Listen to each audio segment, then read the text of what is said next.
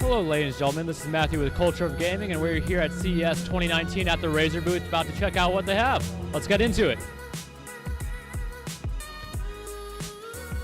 Right now I have Kevin with me. He's about to talk us through the Tomahawk Elite case. Can you tell us a little bit about it? Absolutely. So Razer's been working with case manufacturers like Lian Li, Antec, Main Gear, and NZXT for a number of years now on the Design by Razer program, which Razer infuses its own DNA into cases. You know, with our bespoke design, you know, we have a very, you know, high quality look, and we've taken that a step further and built our own case. It's called the Razer Tomahawk Elite. It's behind me.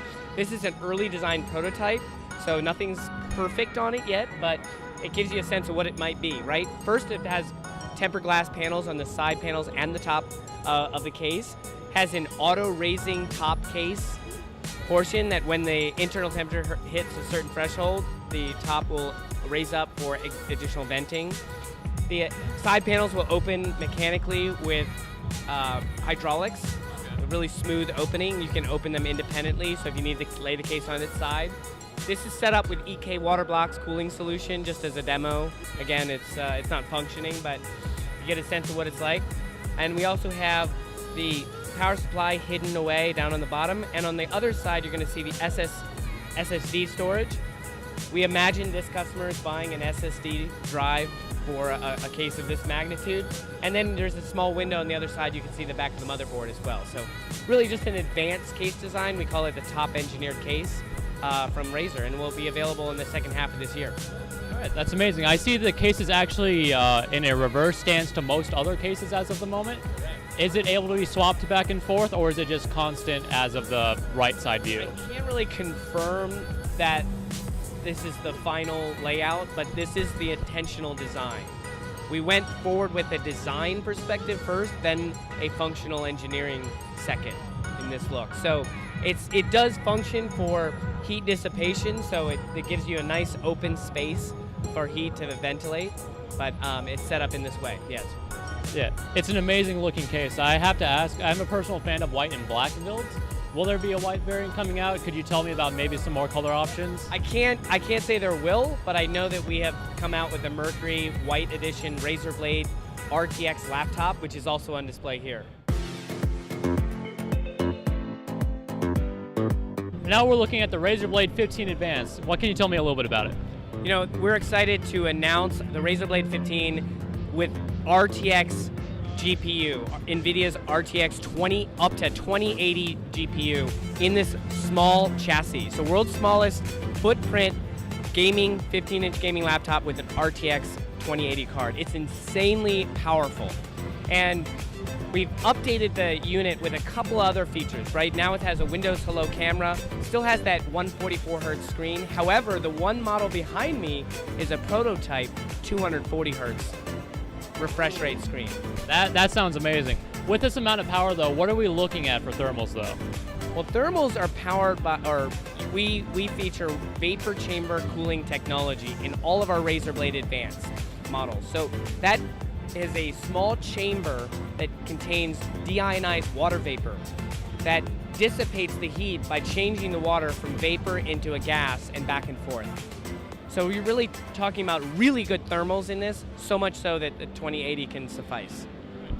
And with that, what kind of CPU do we have packed in there along with the 2080?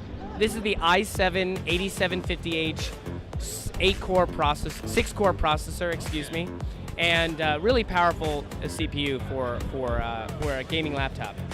SSD drives, and you know, the 16 gigabytes of standard memory. However, you can upgrade now to 64 gigabytes of RAM with this, and it also features the Intel memory management, so you can also add the Intel module for even faster memory. That sounds like it's packing a lot right under the hood, but how long can the battery last on this exactly? Well, we don't quote exact battery life because it depends upon how you're using it, whether you have chroma on, chroma off, etc. But you're talking about eight hours of battery life in a good scenario, depending upon how you have your chroma set up.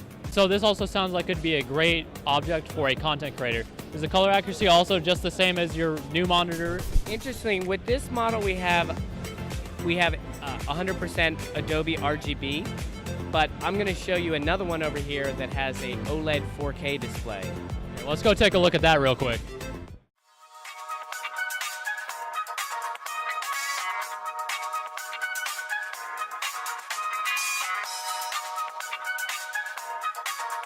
Now we're looking at the prototype with a 4K OLED display. Now that sounds pretty intensive, so how does it run? Well, you know, it is a prototype, so I can't really quote the performance aspect of this unit yet, but what we wanted to do is feature the future of display technology. I showed you the 240 hertz over there. This is what we think can go, where we think the market will go in 4K. That OLED really provides the deepest blacks and the most vibrant colors. You can already see right now. We've been asked to turn it down in brightness because it's so bright. But it's really for content creators who need the most crisp, accurate color and contrast for capturing imagery and being able to edit, you know? And behind me we have the Mercury Edition, Razer Blade 15 Advanced Mercury Edition, which also features the RTX card. Now you have up to a 2070 RTX NVIDIA GPU in this unit right over there. And if you match that with all of our Mercury peripherals, you got a completely different look. Oh yeah, no, the Mercury setup is absolutely breathtaking in my opinion. Is there any other colors you plan on coming out with it, or is it just going to stay with Mercury and black right now? It took us about a number of years to get to introducing a white model, but there's always something up our sleeve with Razer. That seems like, I know you came out with a pink peripheral, so if we see something like that in the future, that would be pretty cool. Stay tuned.